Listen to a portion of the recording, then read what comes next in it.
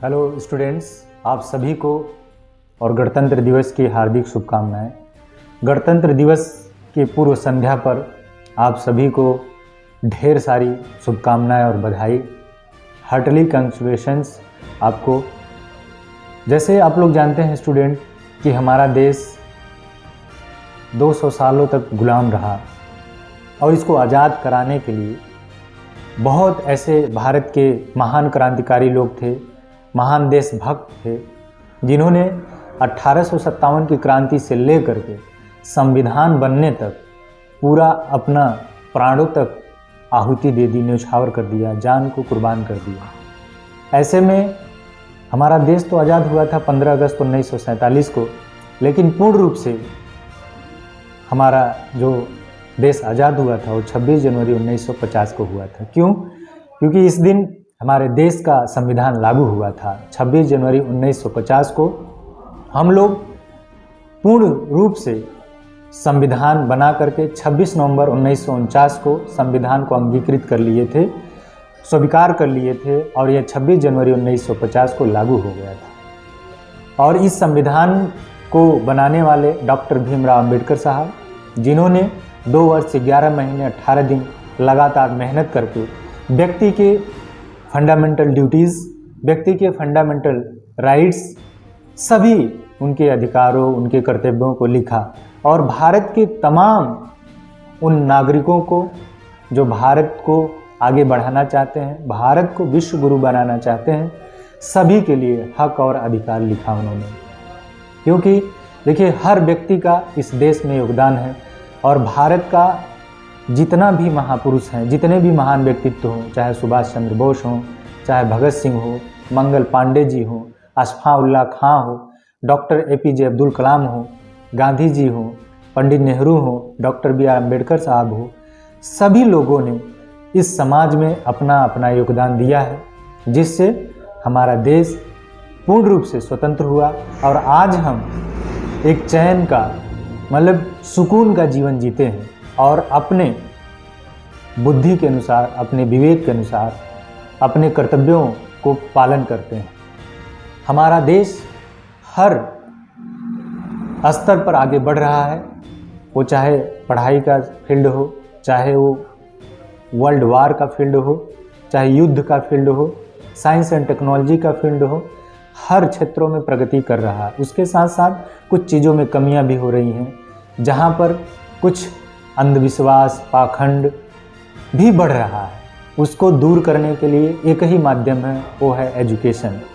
तो हमारे जो स्टूडेंट हैं, ये भारत के लोग हैं, हमें सभी को मिलजुल करके अपने भारत को मजबूत बनाने के लिए विज्ञान, साइंस एंड टेक्नोलॉजी, विज्ञान और तकनीकी पढ़ना बहुत आवश्यक है।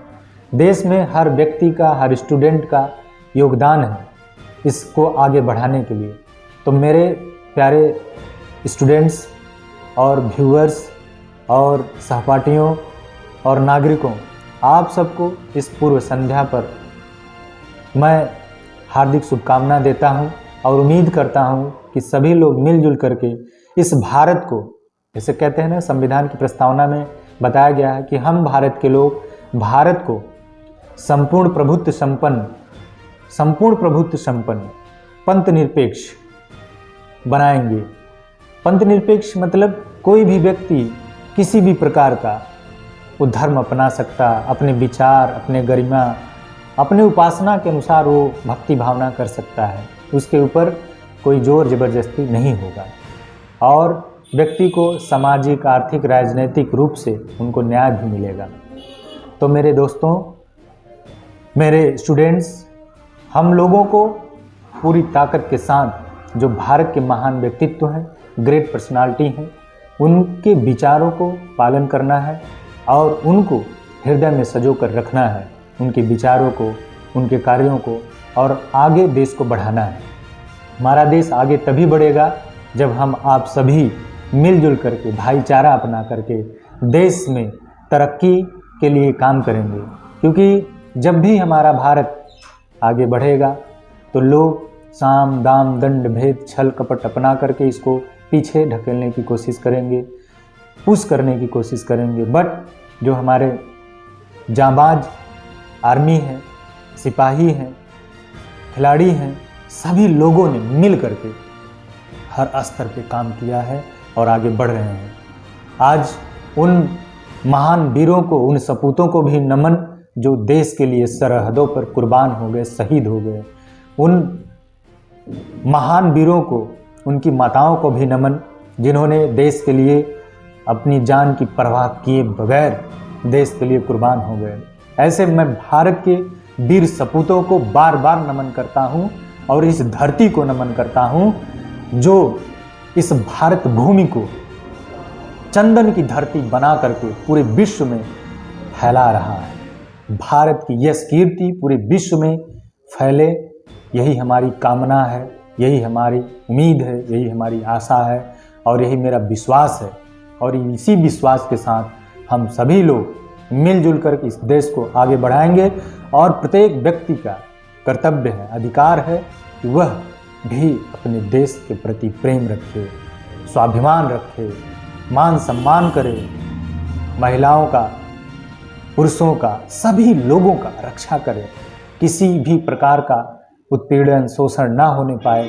हमें सभी को उनके अधिकारों के लिए जागरूक करना होगा, उनको कर्तव्यों को भी बताना होगा।